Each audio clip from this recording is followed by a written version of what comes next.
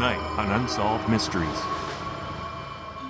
21-year-old Angela Maher was intelligent, energetic, and spirited, a passionate young crusader against drinking and driving.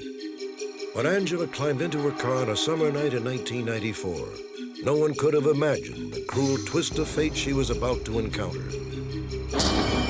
Viewed from the sky, Peru's Nazca Plateau is a breathtaking marvel. Hundreds of ramrod straight lines that converge in geometric perfection, giant figures formed by single continuous strokes. Who created these massive artworks, and why? If you're looking for a good night's sleep, you might want to steer clear of this ranch house in West Texas.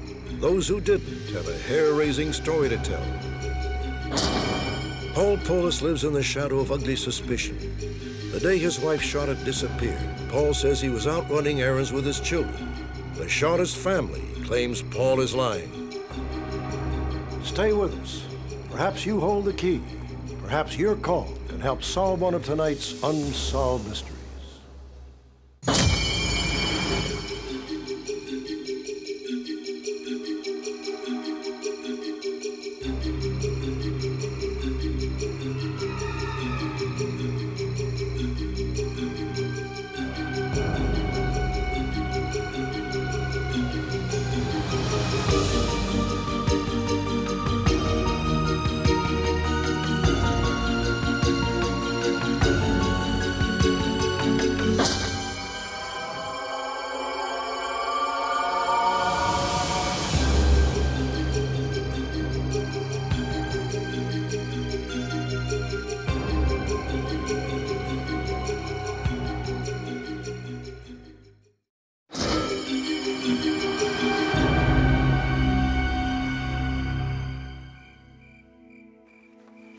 I'd pick her up. Shouldn't be long, just a couple hours.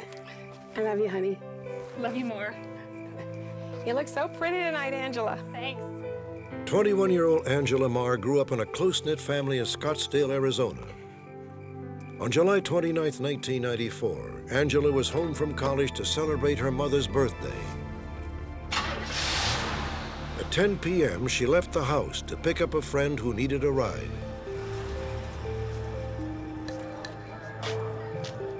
Around the same time, 31-year-old Gloria Schulz was leaving a local bar. Moments later, the paths of these two strangers, Gloria Schulz and Angela Maher, would collide.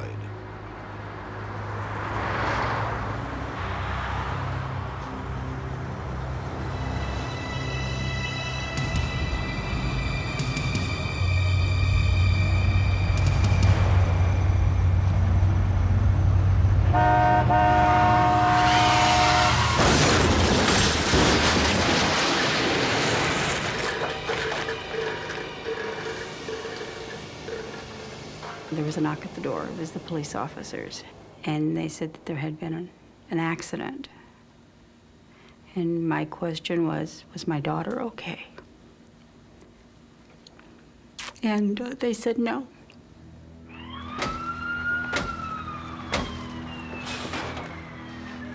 Angela had suffered massive blunt force trauma to her head. By the time paramedics were able to cut her out of the car, it was too late. Gloria Schulz survived. Although she sustained a broken jaw, she was lucid enough to be questioned at the scene. Ma'am, have you had anything to drink tonight? Yeah, obviously too much. Tests later revealed traces of marijuana in Schulz's system and a blood alcohol content of 0.15, well above the legal limit for driving in Arizona. Angela Maher had apparently become one of the more than 16,000 Americans killed in alcohol-related accidents in 1994. But Angela Maher is more than just a statistic. In a cruel, tragic irony, Angela Maher had been an active crusader against drinking and driving. When she was a high school junior, a close friend was killed while driving drunk.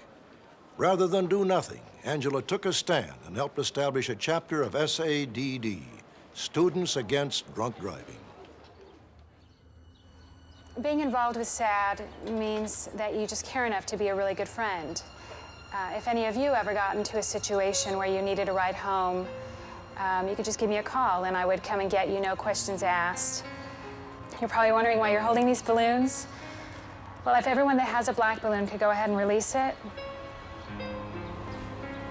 These balloons signify the number of people that were killed in drunk driving accidents in Arizona last year.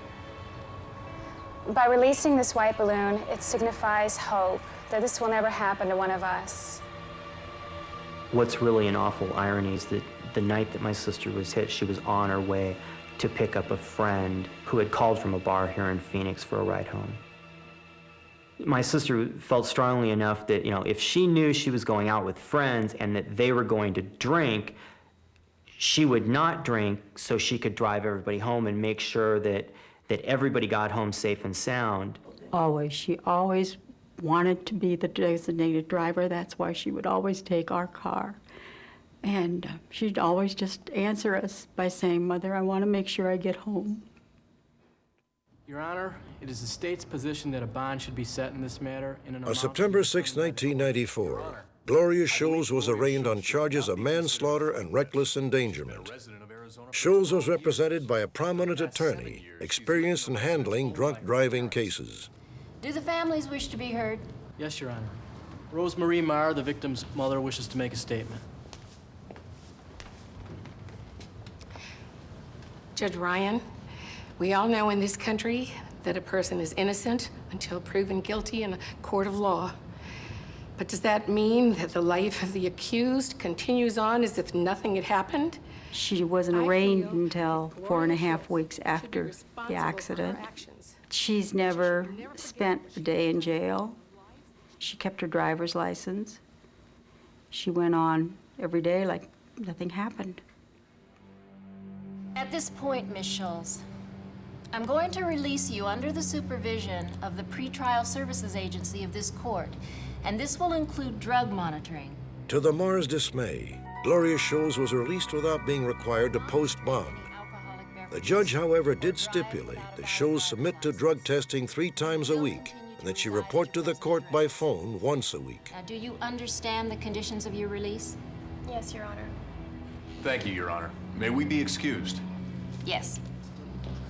It was a beginning of months of frustration for the Mahers. Gloria Scholes' attorney would seek and receive 6 trial postponements. The prosecutor and judge originally on the case were reassigned.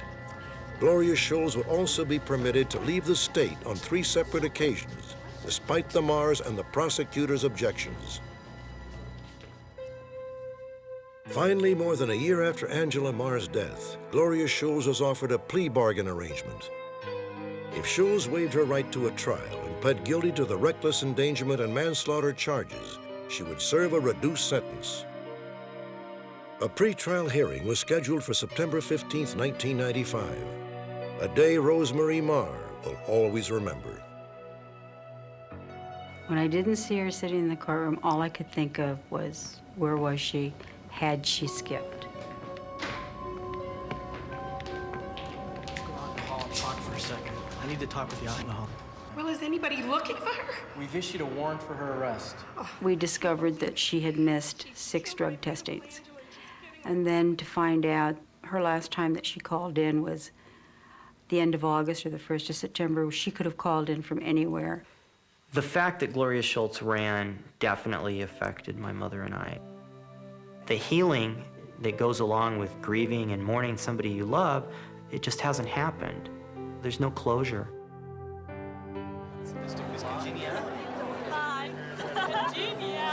She was bubbly, friendly, full of life and vitality, and always smiling.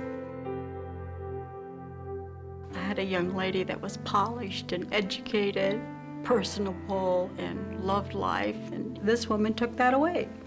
Not only from me, but from everybody else who touched Angela's life. At the time of her death, Angela was a senior at Creighton University in Omaha, Nebraska. Accepting this honorary degree for Angela is her mother, Mrs. Donald J. Maher. On May 13, 1995, in an unprecedented display of respect, Angela was granted a diploma posthumously.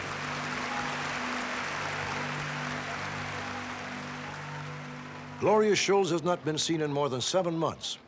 She is wanted on manslaughter charges in the death of Angela Maher. There is also a federal warrant for her arrest.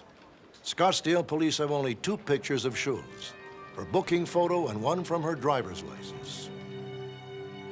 Gloria Schultz is 5 feet 5 inches tall and weighs 115 pounds.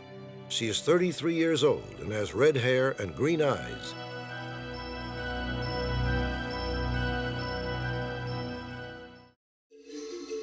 Next, the wondrous Nazca lines in Peru. Are they the calling card of an ancient lost civilization or guideposts for visitors from beyond the stars? And later, a husband stands accused in the baffling disappearance of his wife.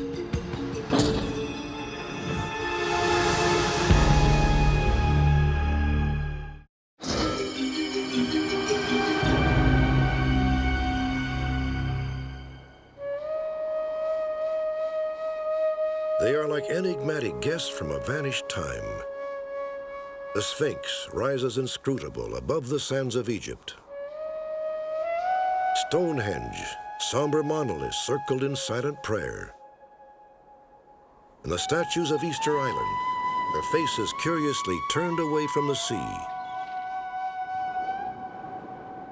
In South America, another ancient mystery has defied all who would uncover its secrets. Here, inexplicably, monumental drawings have been etched into the desert plain. Were they created to placate angry gods, to map out the heavens, or perhaps to welcome visitors from another galaxy? Welcome to the Nazca Plateau, 100 square miles of unanswered questions in western Peru. This spider prowls the eastern corner of the plateau. It is formed by a single winding line that starts and ends in the same place. But for what purpose? This gigantic monkey, its contours dimmed by time, could fill 2 football fields. But how did this jungle dweller come to be marooned in an empty desert? More than 800 ramrod straight lines shoot across the plateau. Laid end to end, they total 1,000 miles. The lines converge at 62 different points.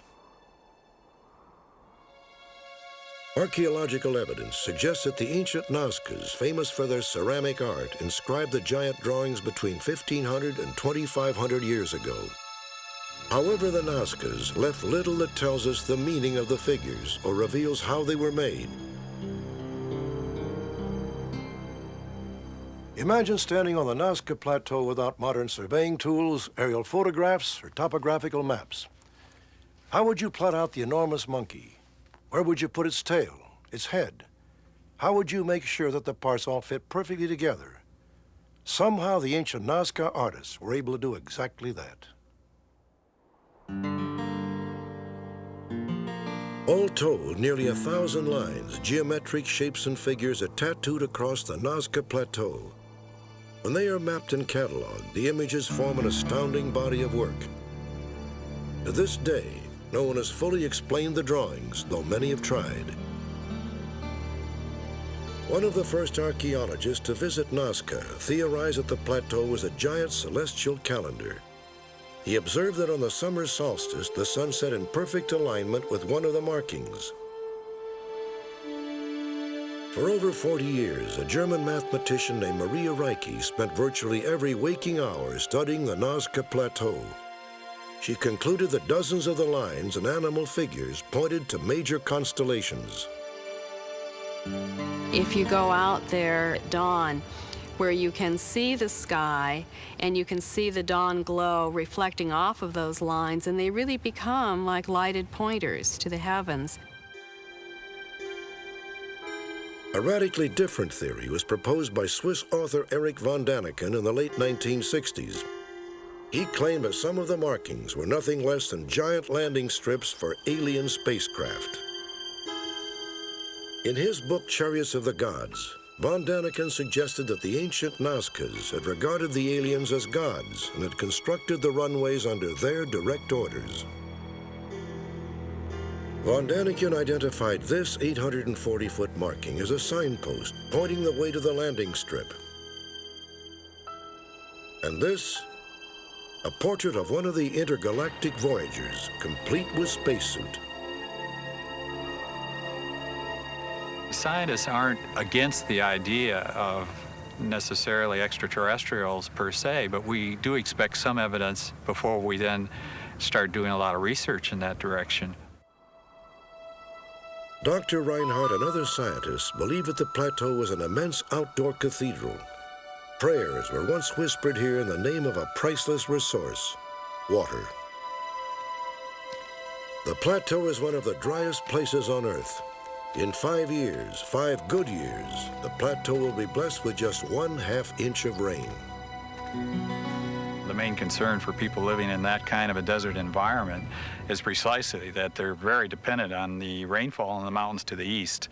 And they're also dependent on the water level that goes underground, and which is also coming from the mountains.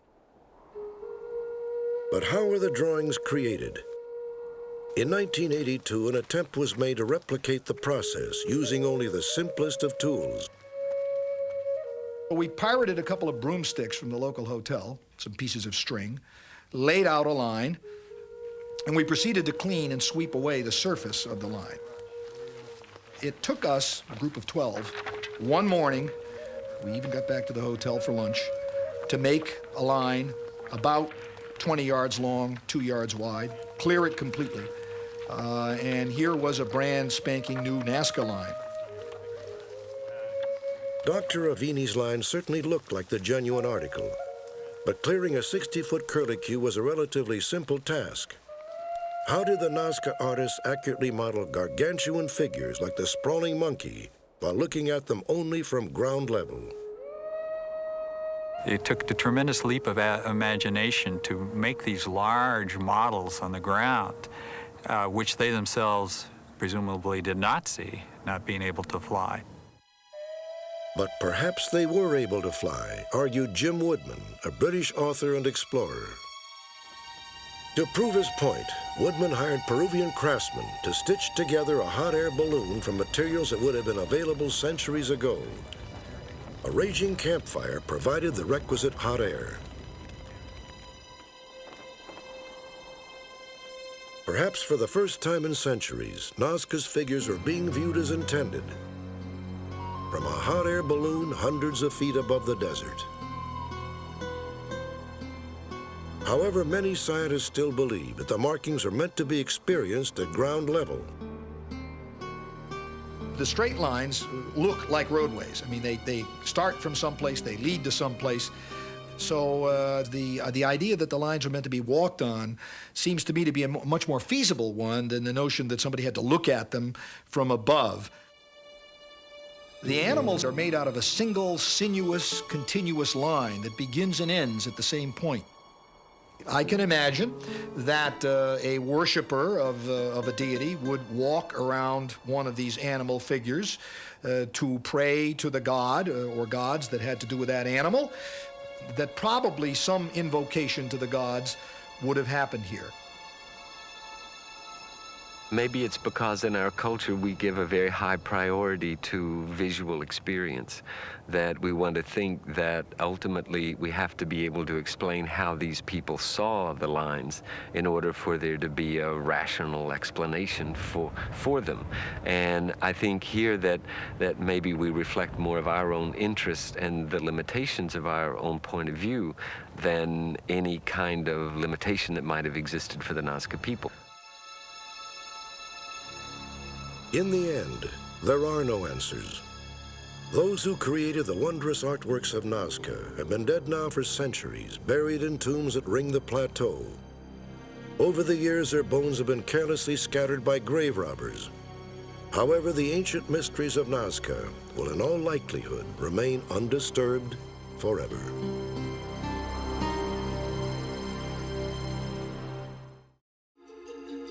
Coming up, a most unusual haunting in Texas proves that some ghosts would rather be heard than seen. And when a young wife and mother vanishes, two families become locked in a bitter dispute.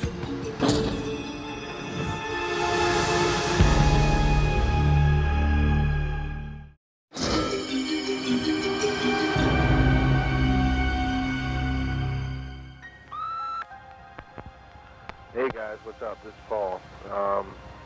Just wondering if Char was over there. I haven't seen her all day. I took the kids out. These are the opening words of an actual phone message. It was left by a man named Paul Pollis on March 12, 1994, the day his wife Charoltte vanished from their home in GIRARD, Ohio. And I just wondered if maybe she was with you guys or if she called you or something, man. You know, let me know. I'm sort of getting a little freaked out here. To the casual listener, a husband's message of concern. But Charlotte's family is convinced that Paul Pollis knows exactly what happened to his wife.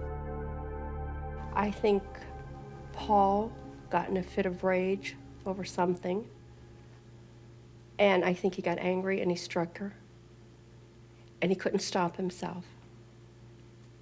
And I think Paul killed my daughter. They can point the finger at me all they want. I didn't do anything wrong. I know I didn't do anything wrong. And I can't change what other people think. There are only two possibilities. Paul Pollis is totally innocent, a bereaved husband wrongly accused. Or perhaps Paul Pollis has gotten away with murder. The police can't say. There's not even enough evidence to prove a crime was committed. Until solid leads develop, Paul Pollis will very likely remain locked in an ugly dispute with his wife's family over just what happened back in March of 1994. About the only thing everyone agrees on is that Charoltte was sick on Friday, March 11th, the day before she vanished. Hey, we're back. Hi. Oh, Hi. That night, Paul's parents looked after the couple's two children while Paul took Charoltte to the hospital. She had an acute ear infection marked by pain and dizziness. No. Hi, Mom? Yeah, we just got back from the hospital. After Paul's parents left, Charoltte phoned her mother. It would be the final moment that Charoltte Pollis was indisputably alive. She said, I'll talk to you in the morning. And at 1:25 a.m., I had hung up the phone from her. That's the last I ever spoke to her. At 10 to 9 on Saturday morning, I called the house to check on my daughter because we talk. Generally, we talk on the phone anywhere from 10 to 12, 14 times a day. And Paul answered the phone. Oh, she's done a little bit better. She's still up in bed. She's still sleeping. Is she okay? Well, doctor said the best thing now is just to get some rest. Will you have Charoltte call me when she gets up, would you? All right. Talk to you later. Bye. Char. Yeah. How you feeling? Paul says the last time he saw Charoltte was shortly after that phone call. I'm gonna go out and take the kids with me for a little bit. I'm gonna do I some. think it was about 11 o'clock. I took the kids out to do errands for the afternoon, and I told her just stay in bed and relax. I'll bring the medication that you need back. Just stay in bed, take it easy. According to Paul, he buckled the kids into their car seats and headed off for a day of errands. There were stops at the pharmacy, the laundromat, and a scrapyard. Then burgers at a fast food restaurant. And finally, a couple of hours spent looking at houses for sale. We're gonna get something to eat. How does that sound? Good? I know you guys are hungry. However, Paul's account of that day is disputed by several people. Stop at the playground. For example, Charlotte's mother claims that she called the house several times when Paul, by his own account, should still have been there. And I called at 10, I called at 10 after 10, I called at 20 after 10. I just kept calling. I thought, something's not right. And no answering machine, nobody answering the phone, nothing. And I thought, well, where is she? You know, why is there nobody answering? One of Paul's neighbors contradicted his claim that he simply put the children in the car and left. It was 10 after 11 when I pulled out of the driveway, and as I backed out, I looked over at Paul's house, and Paul had his car backed up to the porch. The trunk was open, all 4 doors were open. His car was completely packed with boxes and bags. There was no sign of the children, and there was no way they could be in the car. There was no possible way that car seats could fit in the car as packed as it was. And as I drove by, he looked at me with a really strange, eerie look. He indicated that he had the children with him all this time. We've talked to people that he made contact with. No one saw the children with him. My children were with me all afternoon. I don't abandon my children, not for a second. I don't leave the house and leave them unattended. I don't leave them in a car unattended. I'm not that type of a parent. Never will be. Char, we're home. Paul says that when he returned home at around 4 p.m., Charlotte wasn't there. At that time, he had no concerns for her safety. Char, you in here? I really didn't think anything was wrong. I figured that she was feeling better and had gone out, put the kids up to finish their nap in bed, and just watch TV and finish cleaning the house. About 7:30, I noticed her purse up on the cabinets, and my wife doesn't go anywhere without her purse. I can't believe that she would have left without it, so I started calling around to see if she'd gone out with anybody. Hey guys, what's up? This is Paul. I'm just calling to see if you guys had seen Char at all. I've been out When all Charlotte's day. family learned that she was missing, they rushed to the house. After talking to Paul, Charlotte's sister Amria decided to take a look outside. She noticed 2 sets of footprints in the snow. They stretched from a side door towards a small shed and then back around the house. The doors were bulging into pretty much out of the shed. They just had like a regular padlock on it. And it kind of bothered me the way the shed was because the doors weren't flush against it. So I'd gone into the house and I had asked Paul for the keys. He got very angry. The shed has nothing to do with Charlotte, and I'm not giving you the keys. And she'd asked him repeatedly for these keys to the shed, and he got angrier and angrier. It's a shed. All the normal garden tools, lawnmower. As a matter of fact, I think at the time there was a key lock, and there was a key on Charlotte's ring. If they wanted it open, I would have given them a key. I don't remember anything about that. Paul's parents were now staying at the house, and the air was thick with suspicion. There was an extremely lot of cleaning. They were cleaning everything from the attic to the basement. They were washing walls. He had washed, did laundry. He had washed, like, scrubbed up the kitchen real good and stuff, which isn't, it's not characteristic of Paul to do that. What was his mother cleaning and his father?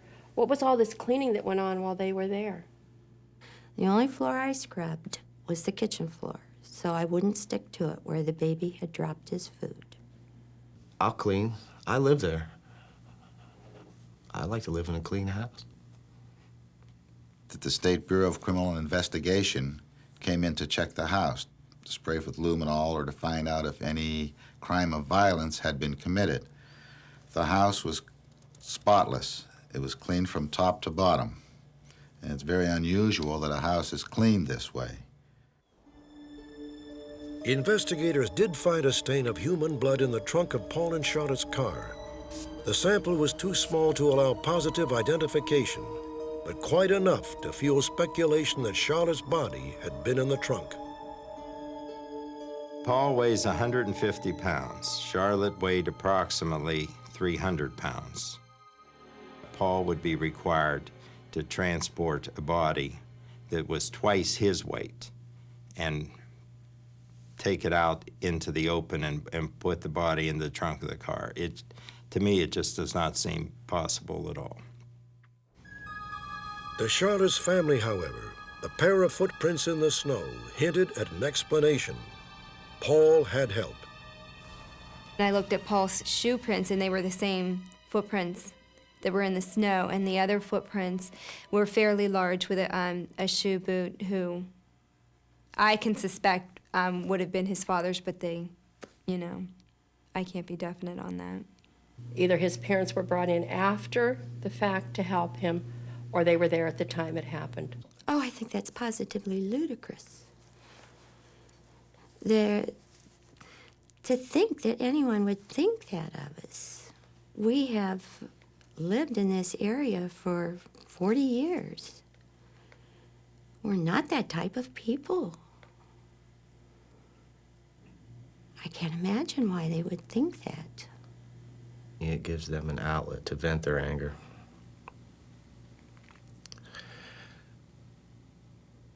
I can only explain me and my actions. And I've been very straightforward explaining where I was and what we did that day. Paul even agreed to take a polygraph test. He made an appointment for Tuesday, 3 days after his wife disappeared. But Paul Pollis did not show up. Paul? Paul? Paul wasn't at home either.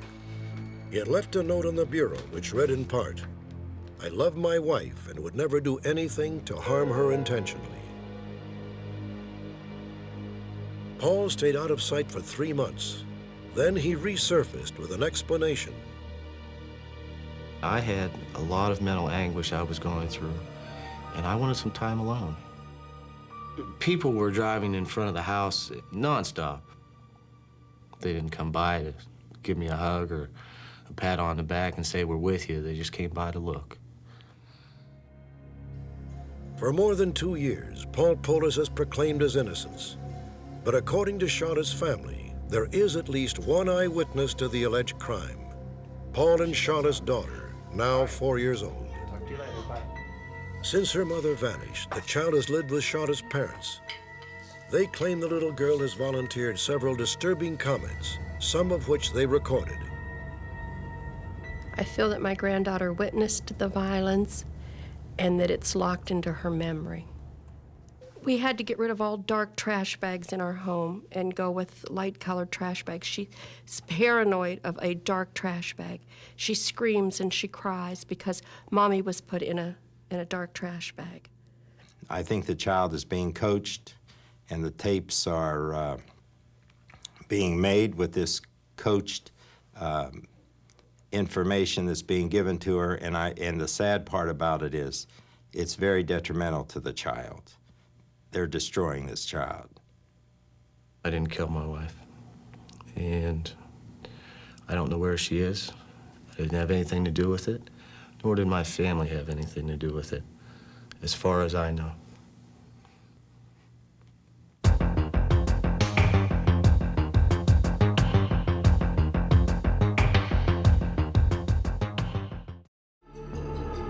In a moment, we'll take you to a remote ranch in Texas where 3 cowboys claim that a noisy ghost is making their lives miserable.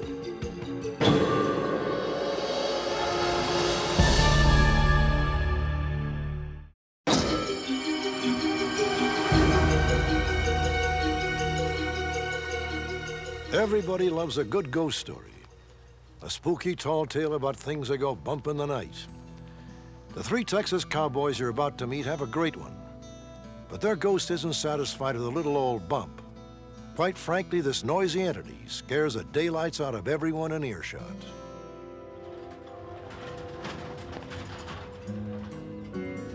It started out as a simple business venture. In June of 1995, 3 partners took over a 3,000-acre ranch in the Texas Hill Country. Right, I left this little furniture. They planned to sublease the game-rich land to hunters. A little paint. Not too bad, not too bad. While they got things rolling, the 3 cowboys moved into the main building.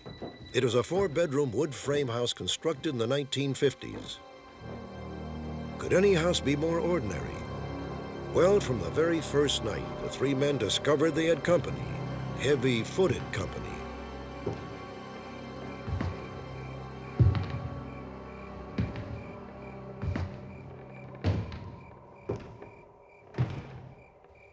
It sounded as if, when it started, it was like off in a distance, and each time it would make a step, you could hear the individual steps that they would make.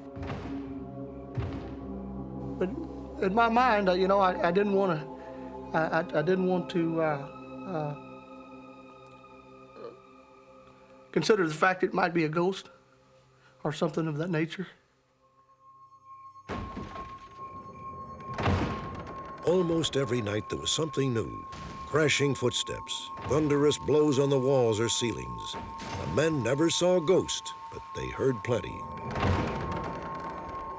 One of the cowboys, Bobby, had a most unnerving experience, which his partner slept through.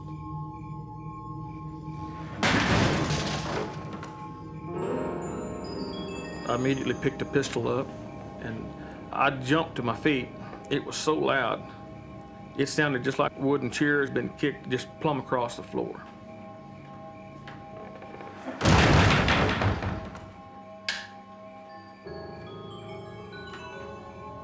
There wasn't a chair moved. All the chairs were right in place.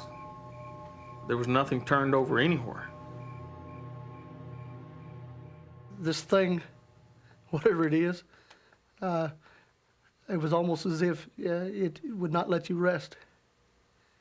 It was almost as if they wanted to keep you awake all night. Just about the time you would doze off, it would hit the wall. And I mean, when I say hit it, it would clobber it. The unearthly racket continued every night in the dark hours before dawn. Pounding footsteps that threatened to break the floorboards or crash through the ceiling. Sledgehammer blows that smashed at the wall. Sometimes everyone heard it. Other times, the entity chose to torment the cowboys one by one.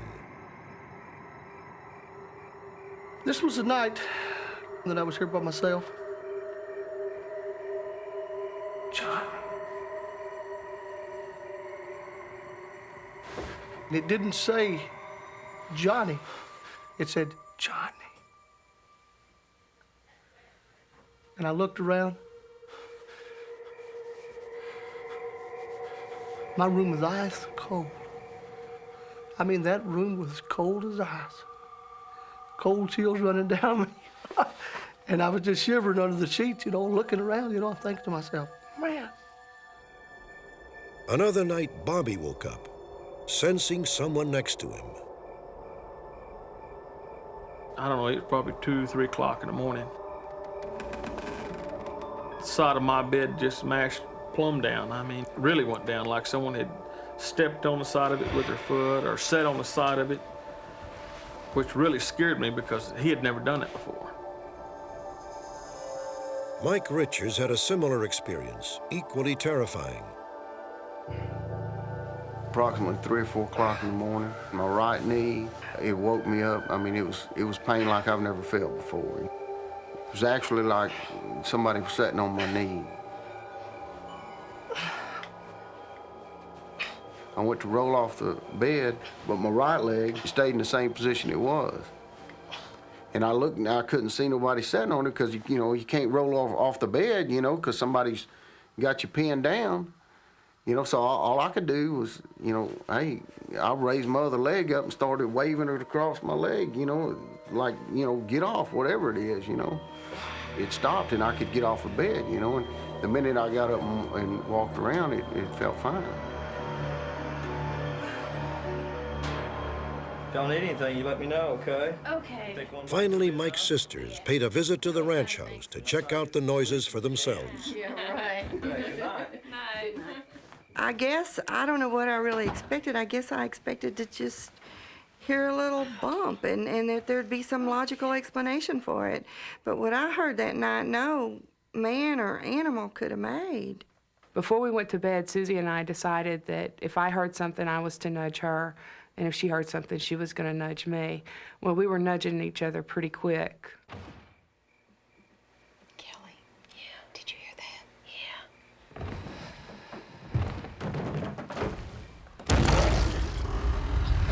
It sounds like something on the ceiling. Oh my God. It's like it's above us. It sounds like it's going. It's through the wall. It's going through the wall. It's going through the wall. This went on for hours. We heard whistling that was started off very faint, grew to very, very loud. You could hear the air, you know, like a person whistling. And then bam, bam, bam, banging in the walls, like something caught up in the walls. I mean, I thought the ceilings were going to cave in. It was so loud. We just laid there and whined and fretted all night. I don't know what you call it. It was so unreal that getting up or calling for my brother was not an option. It was almost like I was trapped there. Basically, all I kept thinking is pretty soon the sun's going to come up and I'm going to get out of here. That night, I didn't hear anything, but there was no doubt by the expression on their face. They had definitely been put through something, you know, that night. And they just said, it's time to go. I said, well, you want me to cook breakfast? No, it's time to go. Let's go, you know. We was out of here pretty quick, you know.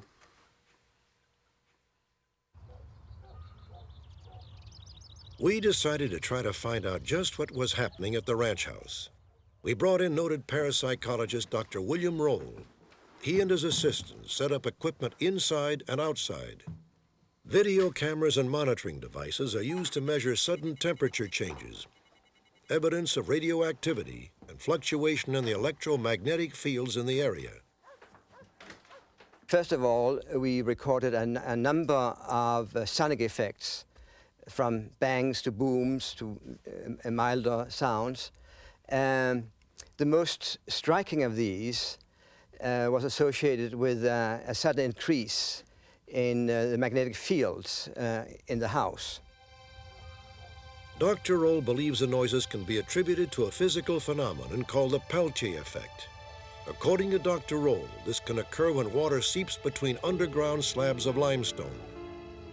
The resulting reaction not only produces real noises, but also creates an electromagnetic field that may affect human brains, making people imagine all kinds of experiences. These magnetic fields affect the human brain because the human brain is a conductor.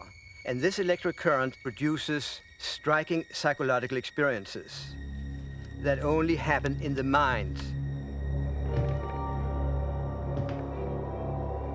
A trick of the mind? Not to those who've heard it, not by a long shot. I was the most frightened I've ever been in my whole entire life. I mean, I've been robbed and had a gun sticking in my back, but that wasn't anything like what this was because you're in such shock.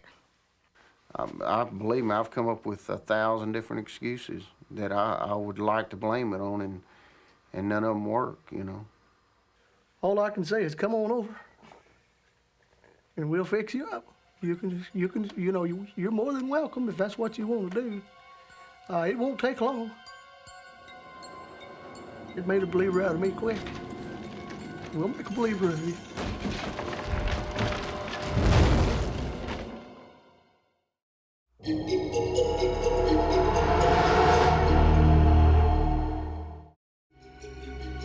On our next Unsolved Mysteries, they call it chupacabras, a strange reptile-like creature who roams the countryside in Puerto Rico, preying on livestock and small animals. It may sound fantastic, but eyewitnesses have no doubts. The beast is real.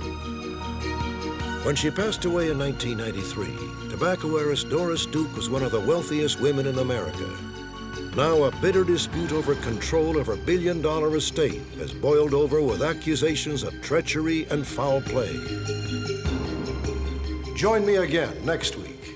Perhaps you may be able to help solve a mystery.